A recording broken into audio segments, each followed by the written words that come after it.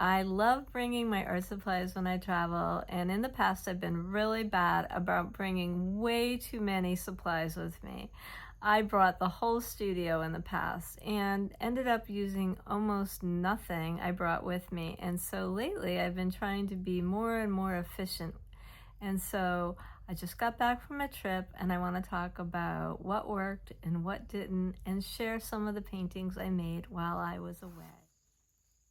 So I have really pared down on my supplies that I bring. And so for my last trip, even though it was a car trip and not a plane trip, I like to bring 1 or 2 small sets of watercolors.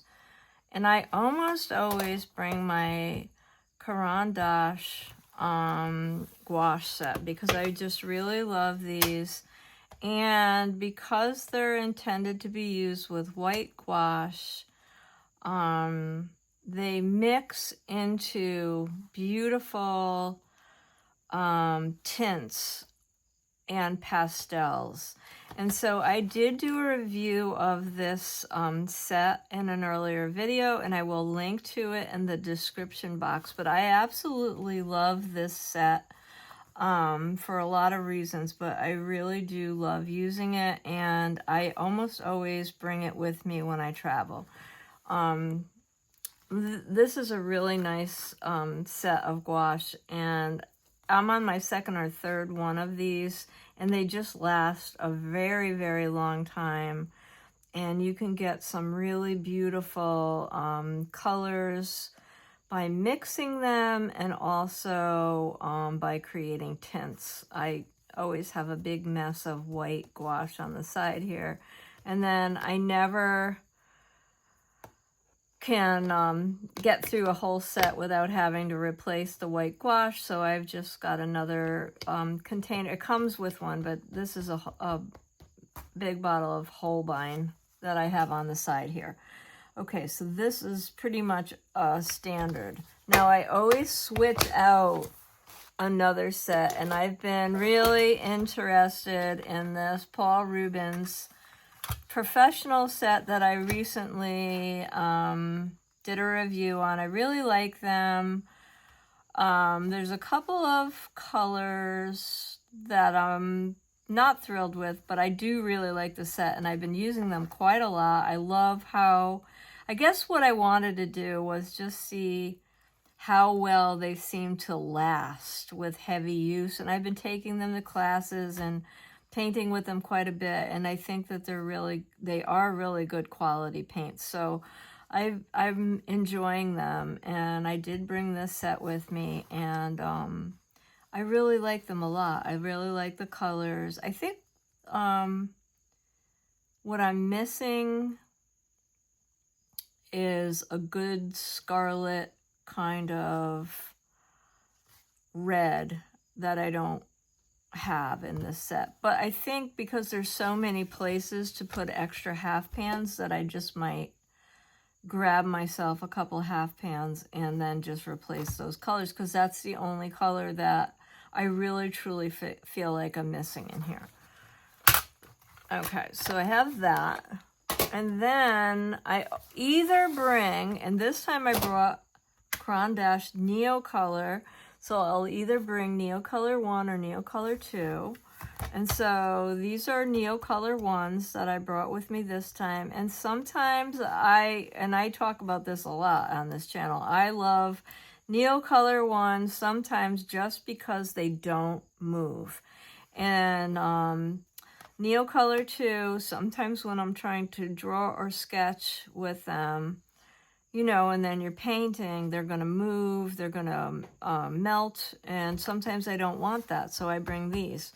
The other thing that I'll change them out for, because now I don't want to bring both. I'm trying to really be careful about how much I bring, especially if I'm flying, or like this time I took the dog, and the dog has so much stuff you can't, you know, you're packing for a dog, so now you have to bring, you know, beds and crates and stuff, so we don't have a lot of room. So now I'm not going to bring 2 things. I will sometimes switch it out for color pencils. Like sometimes I'll bring these, or I'll bring Caran Super Soft, which I like, which are water soluble. These are not. Or I will bring Derwent Ink Tense, which I love as well. I really love colored pencils, so I have a whole bunch of different sets. These are one of my favorite. These are soft and very blendable, which I really like. So I've been enjoying these lately. I really like them. So either or, because I can't have both. This is another set of small watercolors I like to take with me. The Schminky. I love their colors. There's my Scarlet Red that I'm missing in the other. I mean, I could pop that out or buy another one and then just fill it with a Schminky tube, right? And put it in my Paul Rubens box, because I really love this color. And that's the only color I'm really feeling like I'm missing, and I that's a go-to flower color for me. So I'm kind of sad to not have it. Okay. This is another one I take with me a lot. Now, when I'm working on location, I like small paper, and I'm not a stickler about, oh, it has to be 100% rag. This is one of my favorite sketching and travel pads. I love this thing for small studies. I take it to classes. I do a lot of studies at work with this, and just small demo and warm-ups. I love this pad. I use it all the time. It's the Strathmore Vision watercolor pad. It's rag-free. It's 140 pounds, 6 by 9 inches. I love the paper. It's great for everything I just said. It's a good weight. I get the hot press because I like the smoother surface. You could get any. It comes in cold pressed as well.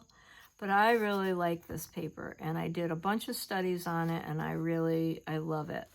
So I brought this. Now,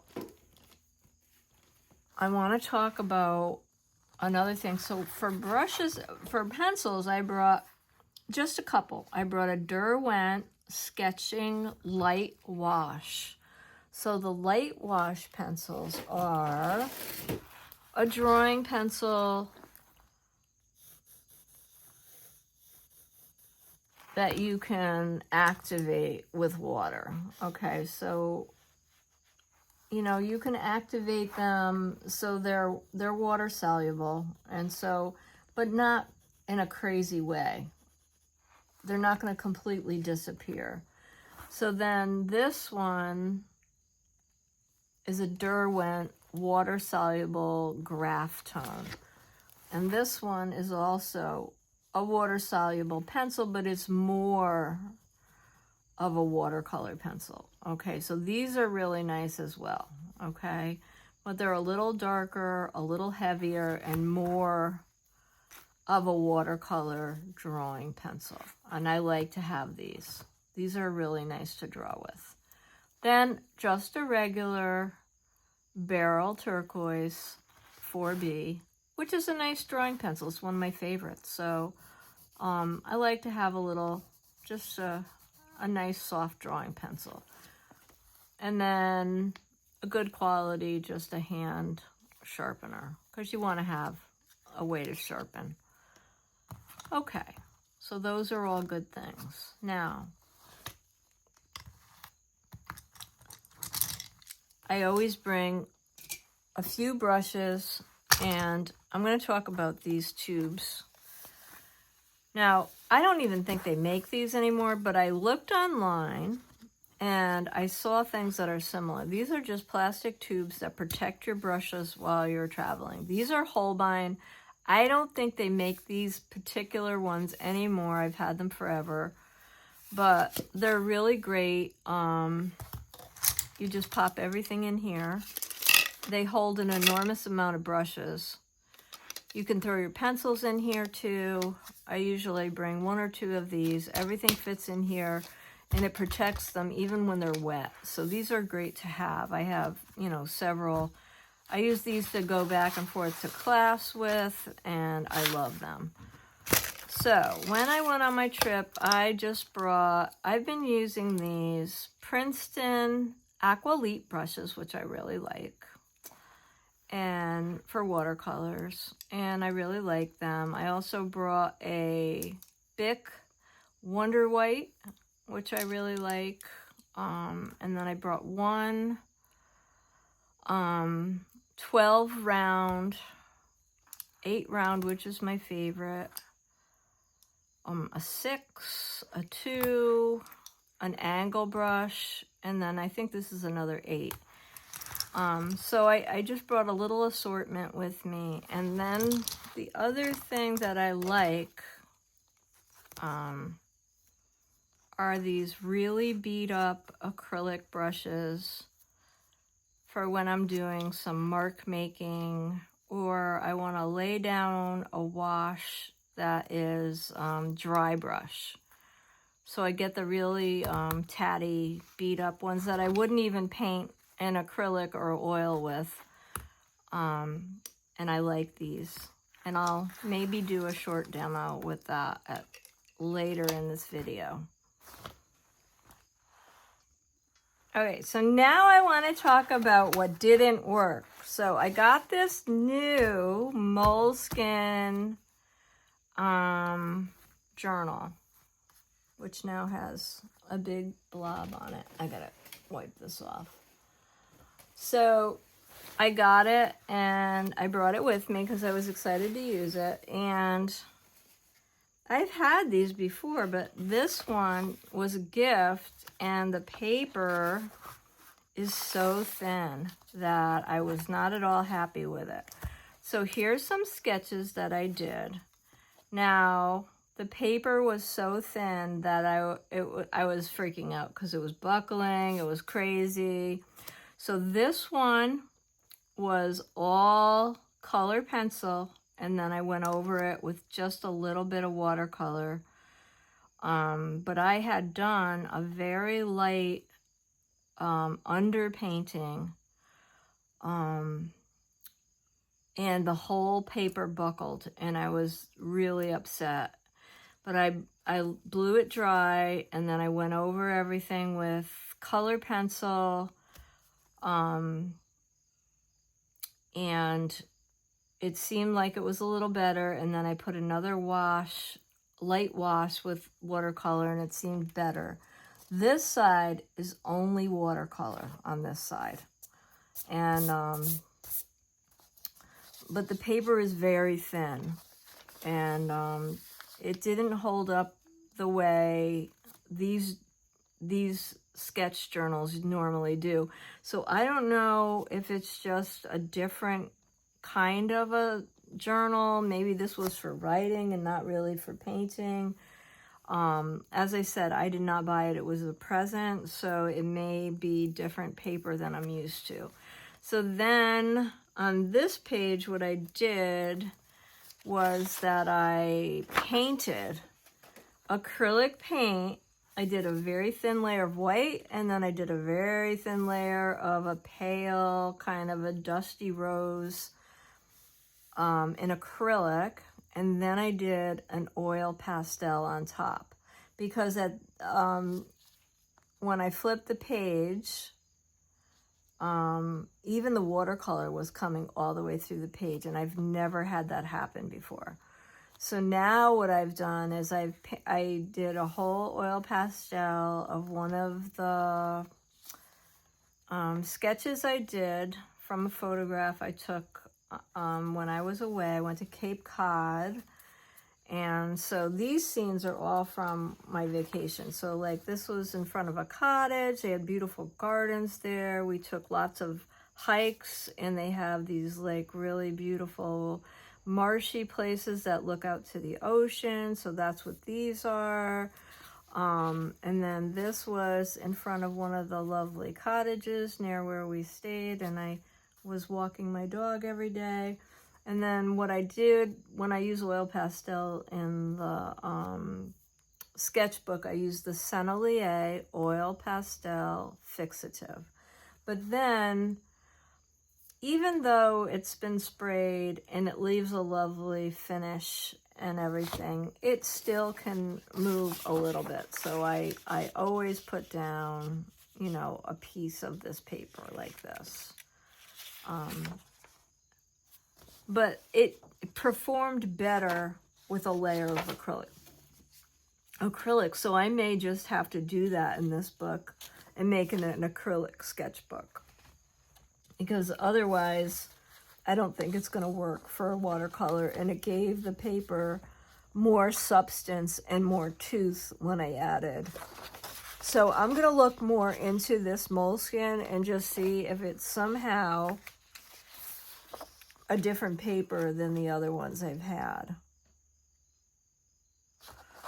So I will be linking in the description box to the products that I'm using here. And at this point, I can't recommend this book because I'm a little upset with it.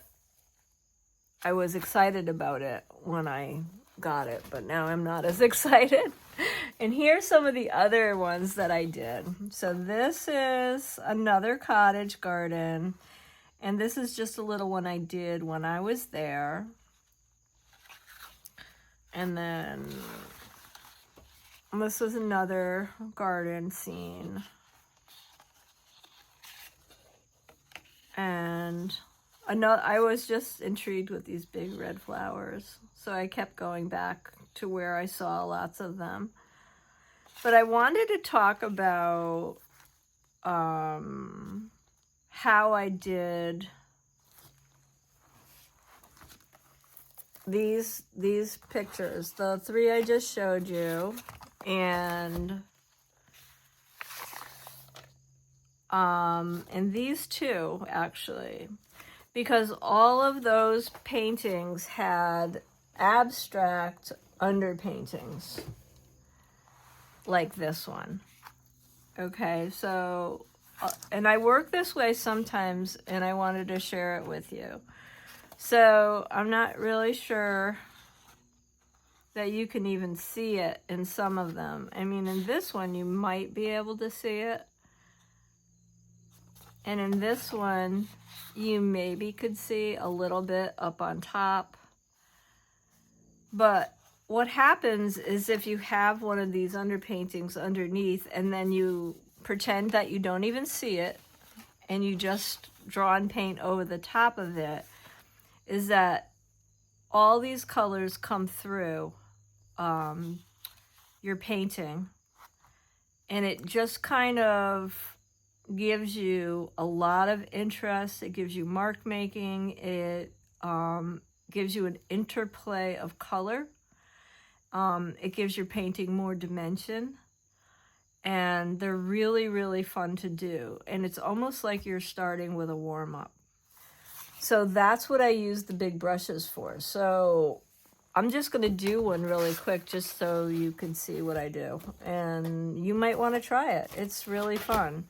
So I seriously don't put a lot of thought into them. I just kind of, you know, just kind of wet my paint. And I do use some white because I kind of want to get that going.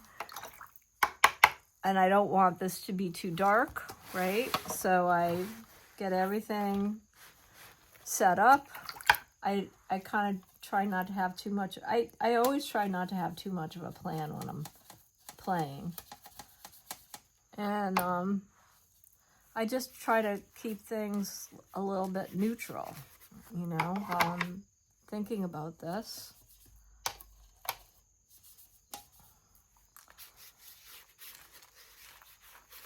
And I'm just making marks, really, here.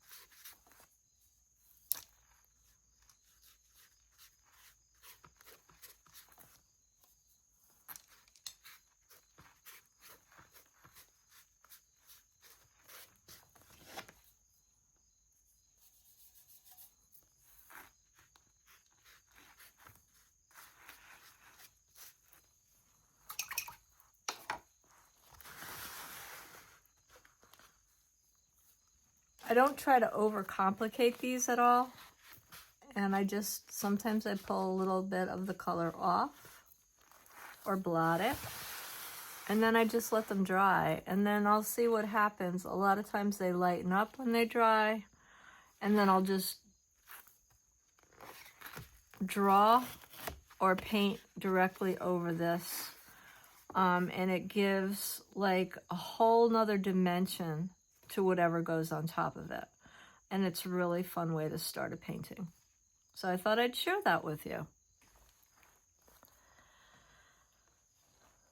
A couple of things I want to share that I don't leave home without are a package of baby wipes, which sometimes I'll actually just, you know, go to a local pharmacy and buy because they're so good to have while you're working someplace. Like, you can clean your hands with them. You could touch up a painting with them. You can, you know, whatever you're working on, you could clean your area really quickly. A roll of paper towels, indispensable when you're painting, of course. And then I sometimes have these little, just these little drawing pads if I want to get some quick notes down. So these are really, you know, these are great to have. Little sketchbooks like these that you can just take some quick notes, or if you want to do a quick little drawing someplace. So this is great if you want to just, if you're not going out for a painting session, but you are running out someplace, you might just grab one of your pencils and this little pad just to have with you if you have an idea. To bring back to your cottage or your Airbnb, and then you can get it onto paper later. I hope you enjoyed this video. Please like, share, and subscribe to my channel, as it does help the channel grow, and I do appreciate it so much. Thank you for being here, and please come again soon.